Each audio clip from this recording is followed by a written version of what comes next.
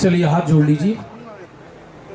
नमो अरिहंताणं नमो सिद्धाणं नमो आयरीयाणं नमो उवज्झायाणं नमो लोय सव्यसाहूणं मंगलम भगवान वीरो मंगलम गौतमो गणी मंगलम कुंद कुंदाद्यो जैन धर्मोस्तु मंगलम सर्वमंगल मांगल्यम सर्वकल्याणकारकं प्रदानं सर्वधर्माणां जैनं जयतु शासनं जैनं जयतु शासनं।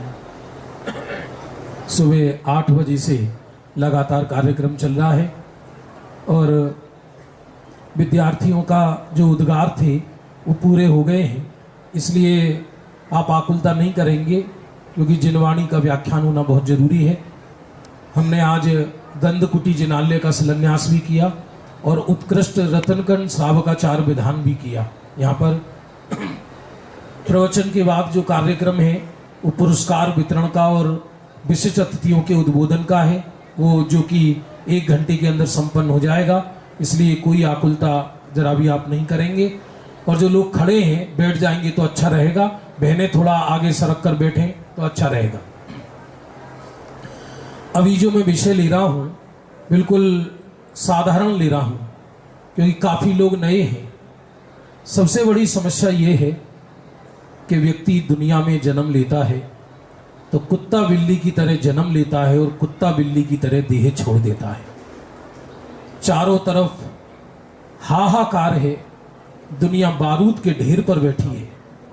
आज प्रातःकाल मोबाइल खुलते ही, अखबार देखते ही, टीवी देखते ही निरंतर ये नजर आता है कि तीसरा विश्व युद्ध शुरू हो गया, ये हो गया, वो हो गया, इतने लोग यहाँ मारे गए, इतने लोग यहाँ मारे गए। मैं तो कहता हूँ अपने भाग्य को धन्यवाद दो कि हम उस आर्य क्षेत्र तीर्थंकरों की भूमि पे जन्मे हैं जहाँ हमें प्रातःकाल जन्म होते ही भगवंतों के दर्शन करने को मिलते हैं। आप धन्यवाद दो अपने उस भाग्य को, धन्यवाद दो अपनी उस व्यवस्थाओं को कि प्रातःकाल उठते ही हमें सड़क की साफ नहीं करनी पड़ती। हमको जिन शासन की महिमा नहीं आती। जरा विचार करो, यदि हम ऐसी जगह जन्मे होते कि माँ सुबह सुबह हमारे हाथ में झाड़ू दे देती और कहती जाओ सड़क साफ करके आओ, फिर जाके रोटी मिलेगी। यहाँ बैठे रहने वाला एक भी व्यक्ति ऐसा नहीं है कि जो पेट भरने के लिए भीख मांगता हो।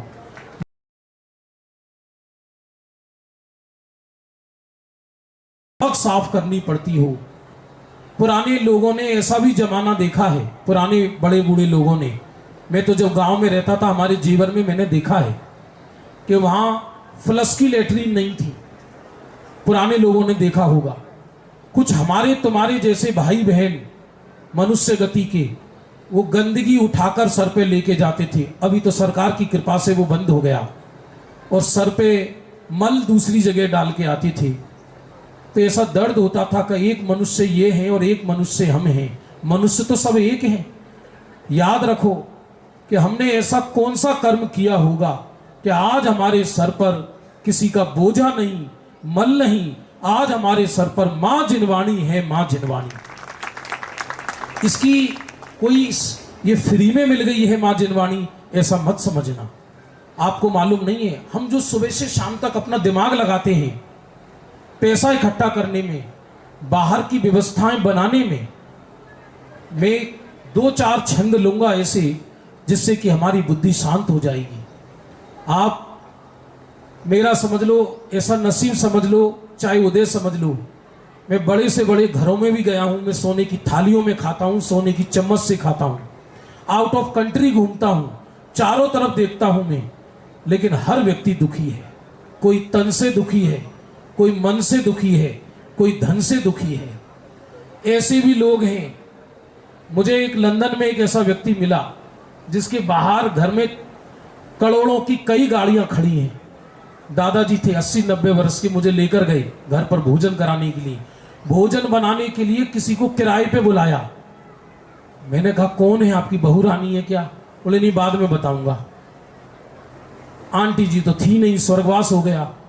कई लड़के उनके, लेकिन सब बाहर रहते, अलग रहते, कोई ऑस्ट्रेलिया में रहता, कोई यहाँ रहता, कोई वहाँ रहता, लेकिन उनके पास कोई नहीं रहता। उनकी इतनी दौलत किस काम आएगी। मन दुखी, डिप्रेशन में, दौलत पूरी पर मन दुखी है, क्योंकि दौलत से, बाह्य संपदा से सुख दुख का संबंध नहीं है। सुख दुख का संबंध व्यक्ति के अंदर के मानसिक सुकून से है, और वो हो सकता है मानसिक सुकून गांव के बच्चे को ज्यादा हो सकता है वो मानसिक सुकून गांव के व्यक्ति को ज्यादा हो सकता है जंगल में रहने वाले व्यक्ति को वो सुकून ज्यादा हो। एक बात ध्यान पूर्वक समझना, ये कोई मुशायरा नहीं चल रहा, ये कोई शेर शायरी नहीं चल रही, ये जैन दर्शन का सिद्धांत चल रहा है कि बाहर की जितनी व्यवस्थाएं हैं वो हमारे पुरुषार्थ से नहीं होती, वो हमारे भाग्य से होती है, भाग्य से। मैं कोई पुराण के उदाहरण नहीं दे रहा, मेरे पास लिस्ट लंबी लिखी पड़ी है पूरे देश की, चाहे इंडिया की हो, चाहे यूएसए की हो, चाहे यूके की हो। ऐसे ऐसे लोग कि जो एक एक प्रदेश को खरीद लें, लेकिन जब अंतिम समय उनका देह छूटा तो धन दौलत की एक कणिका भी उनके काम नहीं आई। मैं कोई पुराण के उदाहरण नहीं दे रहा, क्योंकि हो सकता है नए लोग कहें ये तो पुराण के उदाहरण हैं। तो आप कहोगे हमारा बाहर का जीवन, शरीर, संयोग ये चलते कैसे हैं, इनको चलाता कौन है? तो जैन दर्शन कहता है जो हम पूर्वकृत कर्म करके आए, वो पूर्वकृत कर्म से हमारा भाग्य का निर्माण होता है। फिर चाहे माथा फोड़ फोड़ के मर जाए, चाहे कोई व्यक्ति गांव में रहे, चाहे कोटा में रहे, चाहे मुंबई में रहे, चाहे वो न्यूयॉर्क में रहे, चाहे वो लंदन में रहे, मिलेगा उसको उतना ही जितना उसका भाग्य है। ये बात कविवर मक्खन लाल जी ने कुछ छंदों में कहा है। मैं चाहूंगा पूरी सभा मेरे साथ जुड़े और वो मेरे साथ आप बोलेंगे, आपका दिमाग ये सुनकर शांत हो जाएगा, आपकी भागा दौड़ी दिमाग की शांत हो जाएगी एकदम। अरे सिंधु धसे गिरी पे निभ से अति दुर्गम कानन छानी छवावे, फूकते धातु बनाए रसायन खोदत भूमि सुरंग लगावे। व्यक्ति धन के लिए समुद्र में धंसता है, अंदर जाकर दुनिया का बहुत बड़ा पैसे वाला उससे गया सुर जल के अंदर, 2 साल पहली घटना है ना, उसके वो जो चलती है पनडुब्बियां, और कोई साधारण व्यक्ति जा ना सके, वहीं रह गया, पनडुब्बी अटक गई, आ ही नहीं पाई। सिंधु धसे गिरी पे निभ से अति दुर्गम कानन छानी छवावे। पैसे के लिए वन जंगल जाता है, फूंकते धातु बनाए रसायन। सुनार सुबह से उठ के फूंक मारता है उसमें, सोने के अंदर धातु में, और खोदत भूमि सुरंग लगावे। वेद्य के ज्योतिष मंत्र करे नित। कोई व्यक्ति डॉक्टर बन जाता है, अभी तो डेली इतने एग्जाम्पल आ रहे हैं कि एक डॉक्टर ऑपरेशन करने वाला था अटैक का, उसको खुद अटैक आ गया। अरे वेद्य के ज्योतिष हाथ देखता है, ओ इतनी लंबी रेखा जा रही है आपकी, और आपकी रेखा विदेश तक जा रही है, और विदेश का अर्थ जैन दर्शन में निगोद भी होता है। अरे नरक विदेश माने यहां से अलग जगह जाना, क्या है, क्या धरा है? वेद्य के ज्योतिष मंत्र करे नित, व्यंतर भूत पिशाच मनावे। व्यंतर को, भूत को, यहाँ दीपक जला, यहाँ चद्दर चढ़ा, यहाँ ये कर, यहाँ ये कर। सुबह से उठकर व्यक्ति दुकान पे हाउ बिलाऊ चाचा ताऊ, ऐसे अगरबत्ती जलाएगा, ऐसे ऐसे करेगा, ऐसे ऐसे करेगा, फम फम फूम फूम फम फम फूम फूम। अरे भाई साहब, जब तेरे पल्ले पुण्य नहीं है, यदि शुभ लाभ लिखने से धन दौलत आता हो, तो एक जूता सिलने वाला मोची भी अपनी पेटी पे लिखता है शुभ लाभ, लक्ष्मी सदा सहाय हो, और सारी जिंदगी जूते सिलता है। बोलो, यदि पुरुषार्थ से पैसा आता हो तो सारे कुलियों को चक्रवर्ती होना चाहिए था, सारे कुली, क्योंकि सुबह से शाम तक बेचारे सर पे ढोते हैं। अरे वेद्य के ज्योतिष मंत्र करे नित, व्यंतर भूत पिशाच मनावे।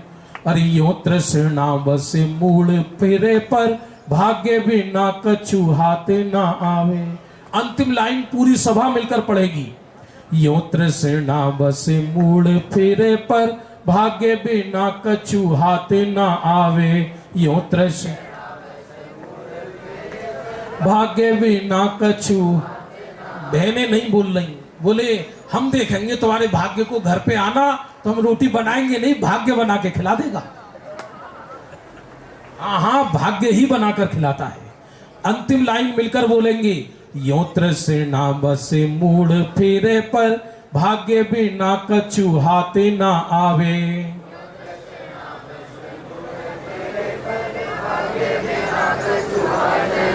और दूसरा छंद सुनो क्या बता रहे हैं।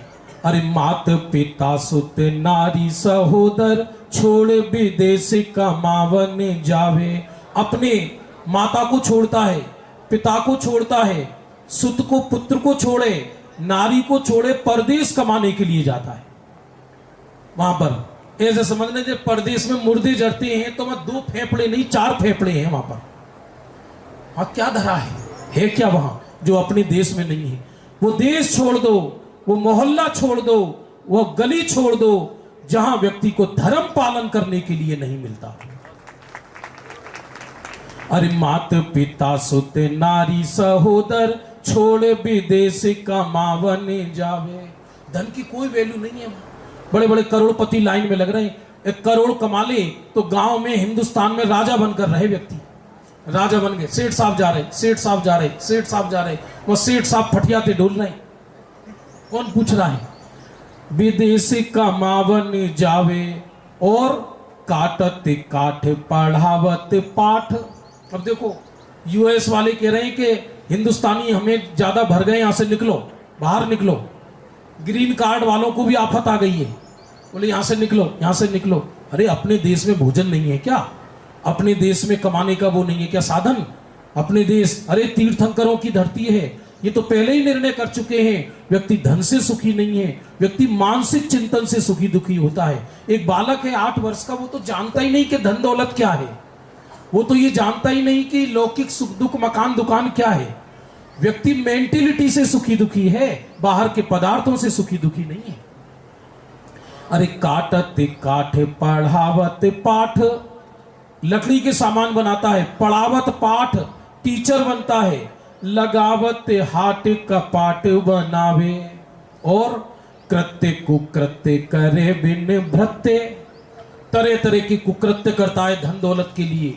दिखावत नृत्य बजाए रिझावे, नृत्य दिखाता है, कभी मंच पे तरह तरह के नृत्य दिखाता है, सिनेमा का कलाकार बनता है, कोई नेता बनता है, कोई अभिनेता बनता है। किसके लिए? धन के लिए। अंतिम लाइन पूरी सभा मिलकर पढ़ना, यो तृष्णा बस मूड फेरे पर, भाग्य बिना कछु हाथ ना आवे। बोलिए यो तृष्णा।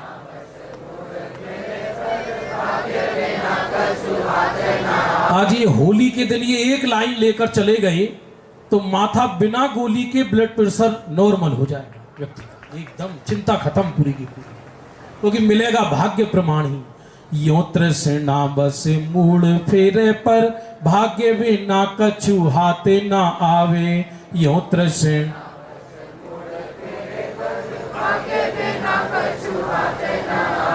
हाँ 2 छंद और लूंगा आपको, सुनना जरा ध्यान पूर्वक। मैं तो ये जो विद्यार्थी जा रहे हैं, हमारा दीक्षांत भाषण यही समझना आप। मैं स्वयं एएमयू का स्टूडेंट रह चुका हूँ, अलीगढ़ मुस्लिम यूनिवर्सिटी का। वहाँ पर एक बहुत बड़ा पुस्तकालय है। मैं नसरुल्ला हॉस्टल में पढ़ता था, मौलाना अब्दुल कलाम जो आज़ादी के समय स्थापित हुआ था। रात को 1-1 बजे तक पढ़ता था वहाँ में यूनिवर्सिटी के अंदर।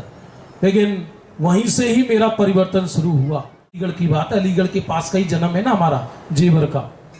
क्योंकि मन का सुकून ही नहीं है, नंबर भले ही कम आ जाएं।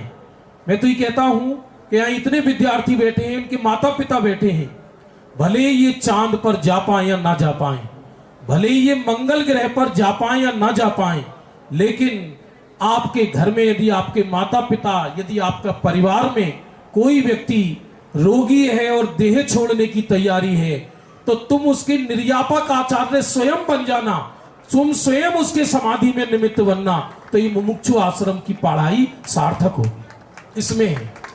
डॉक्टर इंजीनियर तो भाग्य से बन जाएंगे जो बनना होगा, उसमें हमारा कुछ नहीं चलेगा।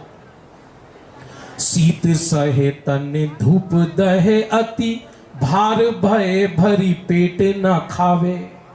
ठंड सहन करता है, धूप सहन करता है, भाई साहब आगे आ जाइए। और भार बहे, भार को सहन करता है, पेट भर नहीं खाता। घर पे आए जल्दी जल्दी जल्दी करो, जल्दी जल्दी करो, जल्दी जल्दी करो, जल्दी थाली लगाओ, थाली लगाओ। क्यों? कहां जहन्नुम में जाना है? यहां व्यक्ति को ऐसी आकुलता है, उसको ऐसी आकुलता है। मंदिर में प्रवचन चल रहा है, मान लीजिए विधान चल रहा है, व्यक्ति में मंदिर में प्रवचन चल रहा, विधान चल रहा, सारे कार्यक्रम चल रहे। अब मान लो 2-4 व्यवस्थापक काम में लगे, लगने दो उनको। लेकिन इसका मान लो फोन आए मंदिर में विधान के बीच, तो विधान में उठ के बाहर जाएगा जैसे कि मंगल ग्रह पे रजिस्ट्री करा रहा हो। ये आप छंद पढ़ना, मालूम पड़ेगा आपको कि क्या गजब का लिखा है। शीत सहे तन धूप दहे अति, भार भय भर पेट न खावे।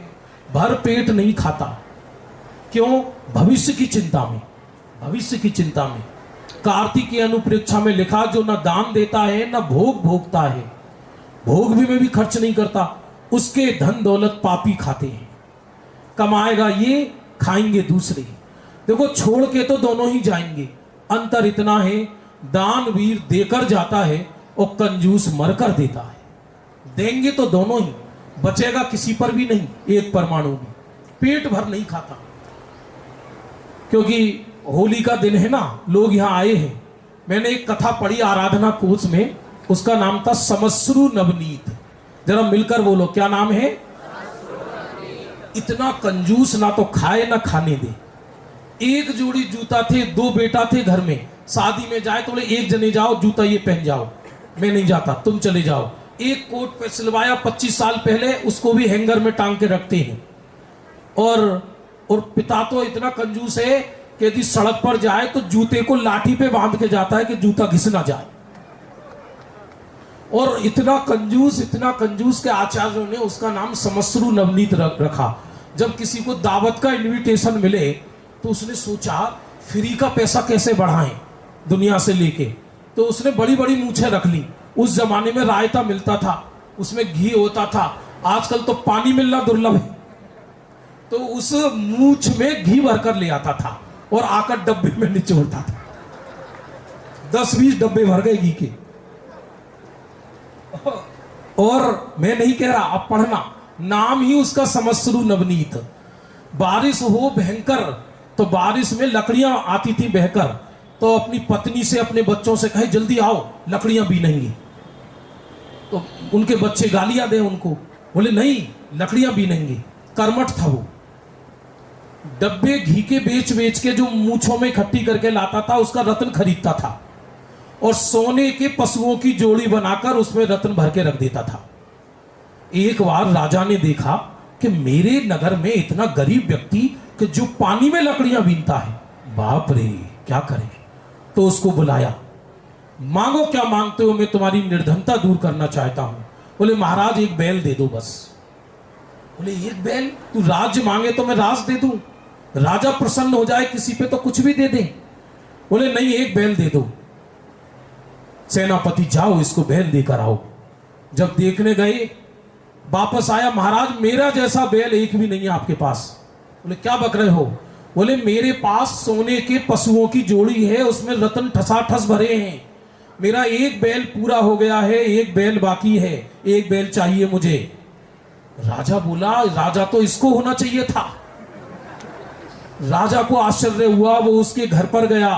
बोले मैं तुम्हारे घर पे तुम्हारा बैल देखना चाहता हूं। और उसकी पत्नी और पुत्र इतने प्रसन्न हुए, आज हमारे घर पे राजा आ रहा है, अनंत प्रसन्नता है। तो तल घर में सैकड़ों पशुओं की जोड़ी सोने की और उसमें रत्न भरे हुए थे। बाहर देखें तो ऐसे गंदे कपड़े पहने बाप का बेटा गूदड़ा लपेटा, और ऐसे गंदे संदे कपड़े पहने जिससे नजर ना लग जाए। पत्नी ने सोचा राजा घर पे आए हैं, आज ये क्या कर लेंगे। तो थाली में मुट्ठी भर के रत्न दिए पति को, लो राजा को भेंट दो। अब हाथ कांपे उसको भेंट देते समय, हर किसी का दिल थोड़ी होता है देने का। ये धरती जो चल रही है ये पुण्यवान धर्मियों के भाग्य से चल रही है। देखा जाए हर किसी का भाग्य थोड़ी होता है देने का। अब इसको गुस्सा आए, अपने बच्चों को आंखें दिखाए, पत्नी को लुटवाएगी, मैं तो एक बैल लेना चाह रहा, ये राजा को और दे रही है उल्टा। पागल कहीं की, मूर्ख किस असुर घड़ी में फेड़े पड़े इसके साथ। अब थाल ऐसे कांपे, वहीं अटैक आया और मर गई। मर गया वो, मरकर उस तल घर में सर्प बना। पुत्रों ने सोचा बहुत अच्छा हुआ गई। उन्होंने स्वतंत्रता दिवस मनाया और उन्होंने सोचा खूब पैसा खर्च करेंगे, खूब दान देंगे।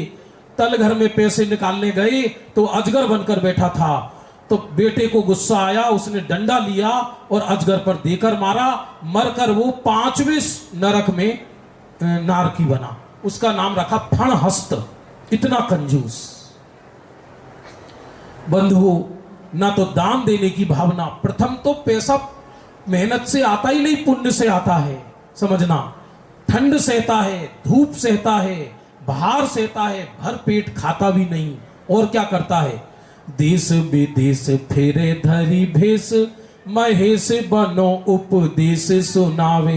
पंडितों की बात आ गई। अब सबको लिया है, देश विदेश में घूमता है, धर भेष, महेश बनो उपदेश सुनावे। उपदेश सुनाता है। अरे पाचक बाचक याचक नाचक, गायक नायक रूप बनावे। यह पेट भरने के लिए तरह तरह के रूप बनाता है। अरे पीर फकीर बजीर बने, तकदीर बिना कछु हाथ ना आवे। अंतिम लाइन सब मिलकर बोलो। पीर फकीर बजीर बने, तकदीर बिना कछु हाथ ना आवे। पीर तकदीर बिना कछु हाथ ना। अंतिम छंद सुनना। इंद्र नरेंद्र फणेंद्र ने के सुख, भोगन को नित जीलल चावे। इसको सुख तो चाहिए इंद्रों के, नरेंद्रों के, फणेंद्रों के, तरह तरह की सुख चाहिए इस जीव को। व्यक्ति है ये पंचम काल का, परिणाम है छठे काल के। भोग चाहिए इस जीव को चौथे काल के। चक्रवर्ती बनना चाहता है, लेकिन चक्रवर्ती जैसे संकित को आदर्श नहीं बनाता। भाई साहब, जिन पर 32-32 चवर ढूंढते हैं वो शमशान में बैठ के सामायिक करते हैं।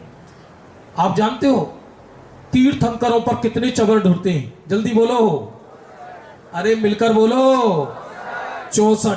चक्रवर्तियों पर कितने ढूंढते हैं? 32। नारायणों पर कितने ढूंढते हैं? और प्रति नारायणों पर कितने ढूंढते हैं? और मुकुटबद्ध राजाओं पे कितने ढूंढते हैं? और सामान्य राजाओं पर कितने ढूंढते हैं? और हम तुम पे क्या ढूंढती है? मक्खियां।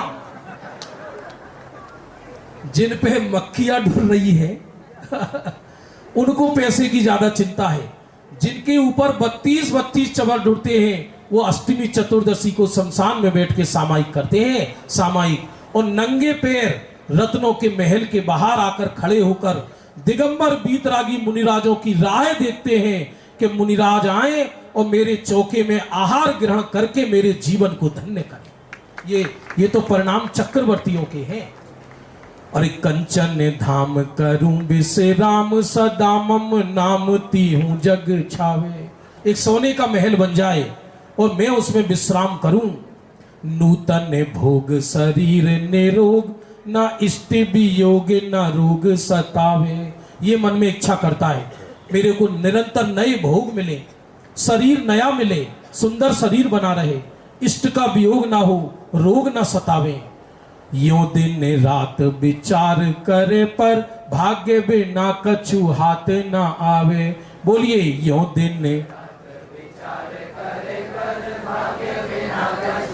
पूरी सभा बोलिए ये अंतिम लाइन। यों दिन रात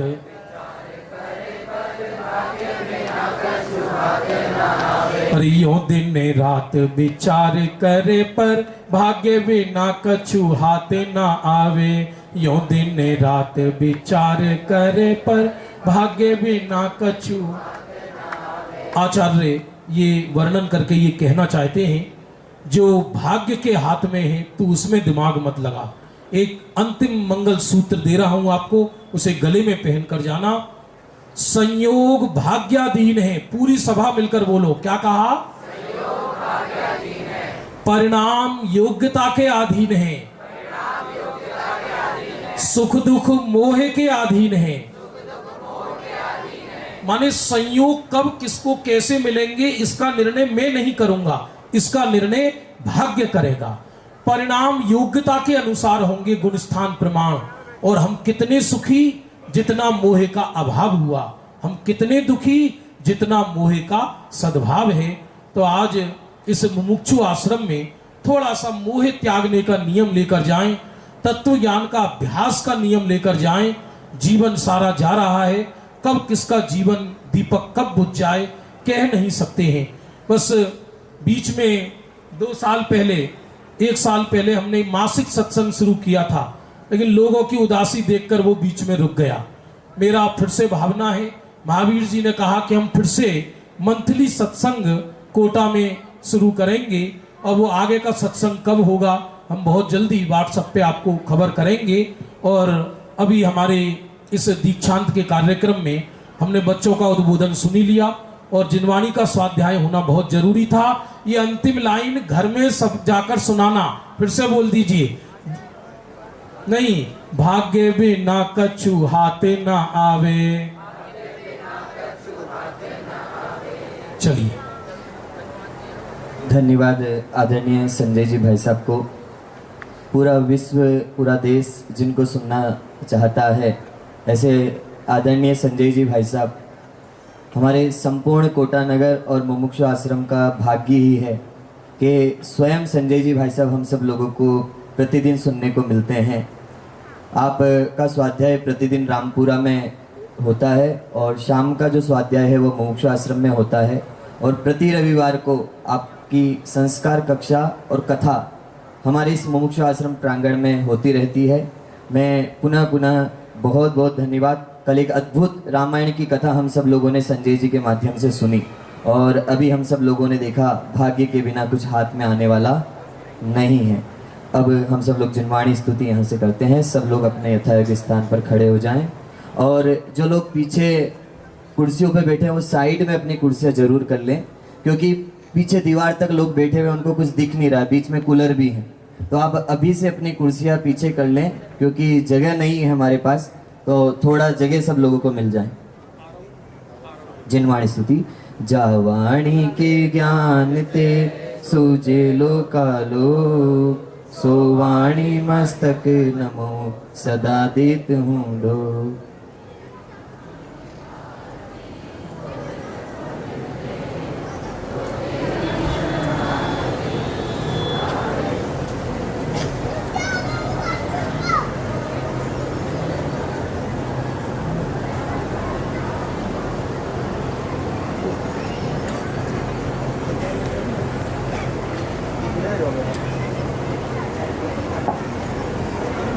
जिनवाणी विराजमान करेंगे।